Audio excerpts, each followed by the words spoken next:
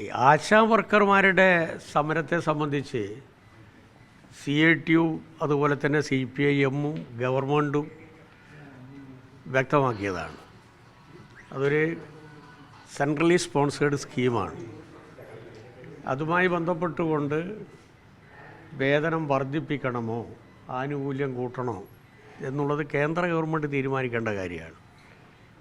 പക്ഷേ കേന്ദ്ര ഗവൺമെൻറ് നിശ്ചയിച്ച റേഷ്യോക്കാളും കൂടുതലാണ് ഞങ്ങളവിടെ കൊടുക്കുന്നത്. 60-40 ആണ് അതിൻ്റെ റേഷ്യോ. 3000 രൂപയാണ് കേന്ദ്രം കൊടുക്കുന്നത്, 7000 രൂപയാണ് കേരള ഗവൺമെൻറ് കൊടുക്കുന്നത്. എന്നാലും അവരുന്നയിച്ചിട്ടുള്ള ആവശ്യങ്ങളുണ്ട്. ആ ആവശ്യങ്ങളോട് ഒരു രൂപത്തിലുള്ള വിയോജിപ്പ് CITU-നോ LDF-നോ ഗവൺമെൻറ്റിനോ ഇല്ല. പക്ഷേ അത് പരിഹരിക്കേണ്ടത് കേന്ദ്ര ഗവൺമെൻറ്റാണ്. അതവർ തിരിച്ചറിയുന്നില്ല. അതുകൊണ്ടാണ് ഈ പ്രശ്നം ഉണ്ടായത്. കേരളത്തിലെ ഇടതുപക്ഷ ജനാധിപത്യ മുന്നണി ഗവൺമെൻറ് സമരത്തിനെതിരല്ല, ട്രേഡ് യൂണിയനെതിരല്ല.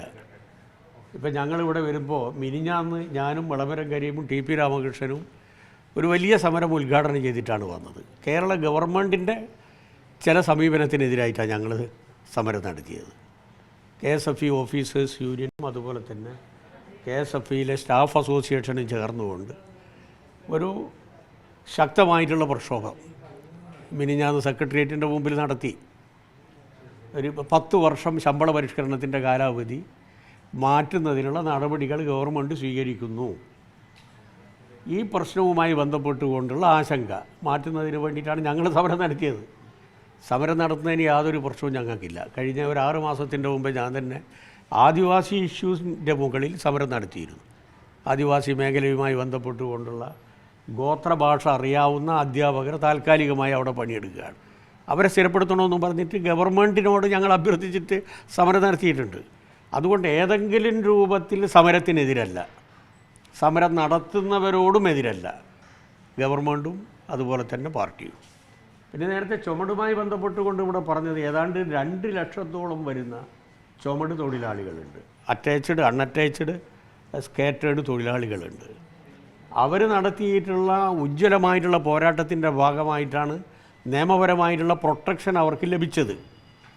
ആ പ്രൊട്ടക്ഷൻ ലഭിക്കുന്ന ഘട്ടത്തിൽ പോലും, നിയമപരമായി കിട്ടുന്ന ഘട്ടത്തിൽ പോലും കോടതികളുടെ ചില തെറ്റായിട്ടുള്ള പരാമർശത്തിൻ്റെ ഭാഗമായി അവരുടെ തൊഴിൽ, സ്ഥിര സ്വഭാവമുള്ള തൊഴിലിടങ്ങളിൽ നിന്ന് നഷ്ടപ്പെടുന്നു എന്നൊരു സ്ഥിതിവിശേഷം വന്നു.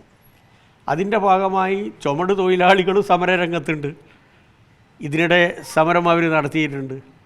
പക്ഷേ നിർമ്മല സീതാരാമൻ, ബഹുമാനപ്പെട്ട മന്ത്രി, അവരുടെ ഒരു മനസ്സ് നിർമ്മലമായിട്ടുള്ള മനസ്സാണെന്നാണ് ഞാൻ വിചാരിച്ചത്. പക്ഷേ തൊഴിലാളി വിരുദ്ധ പോയിസൺ ഇത്രത്തോളം കുത്തിവെച്ചൊരു മനസ്സാണ് അവരുടേതെന്ന് മനസ്സിലാക്കാൻ സാധിച്ചില്ല. ബസ്സിൻ്റെ അകത്തുനിന്ന് ഇറങ്ങുമ്പോൾ യാത്രക്കാരൻ്റെ കയ്യിലുള്ള ലഗേജ് നോക്കിയാൽ നോക്കുകൂലി കൊടുക്കണമെന്നാണ് പറഞ്ഞത്. ഇത് അവിടെയുള്ള തൊഴിലാളികളുടെ ഇടയിൽ BMS-ഉം ഉണ്ട്, BJP അനുഭാവികളുമുണ്ട്. അവരടക്കം അപമാനിക്കുന്നതാണ്, അവഹേളിക്കുന്നതാണ്. ഇങ്ങനെയുള്ള എന്തെങ്കിലും ഒരു സംഭവം കേരളത്തിലുണ്ടോ? ഇപ്പോൾ ചുമട് രംഗത്ത് ചില തെറ്റായിട്ടുള്ള സമീപനങ്ങൾ ഒരു കാലഘട്ടത്തിലുണ്ടായിരുന്നു.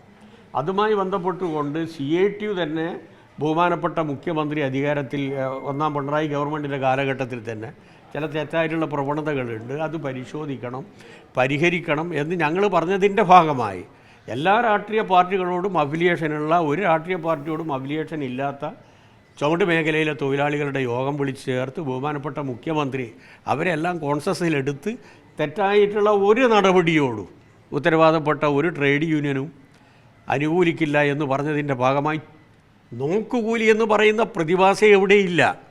പിന്നെ ഒറ്റപ്പെട്ട ചില സംഭവങ്ങൾ എവിടെയാണ് ഇല്ലാത്തത്? ഇന്ന് നിങ്ങൾ പത്രം വായിച്ചു കഴിഞ്ഞാൽ ഒരു ജഡ്ജിൻ്റെ വീട്ടിൽ നിന്ന് കൈക്കൂലി എത്ര കോടിയാന്ന് പറഞ്ഞേ? ആരോപണം ഞാൻ പറയുന്നത്. ഡോക്ടർമാർക്കെതിരായിട്ടുള്ള ആരോപണം ഇല്ലേ? അധ്യാപകർക്കെതിരായിട്ടുള്ള ആരോപണം ഇല്ലേ? രാഷ്ട്രീയക്കാർക്കെതിരായിട്ടുള്ള ആരോപണം ഇല്ലേ? വക്കീലന്മാർക്കെതിരായിട്ടുള്ള ആരോപണം ഇല്ലേ? ഒറ്റപ്പെട്ട നിങ്ങളുടെ കടയിൽ തന്നെയുള്ള ആൾക്കാർക്കെതിരായിട്ട് ഞങ്ങൾ എത്ര പറയുന്നുണ്ട്? ഒറ്റപ്പെട്ട ചില സംഭവങ്ങളുണ്ടാവും.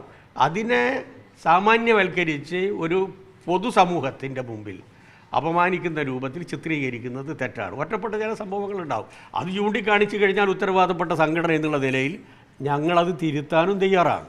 ഇത് പറഞ്ഞിട്ടുള്ളത് ഒരു രൂപത്തിലും അംഗീകരിക്കാൻ പറ്റില്ല.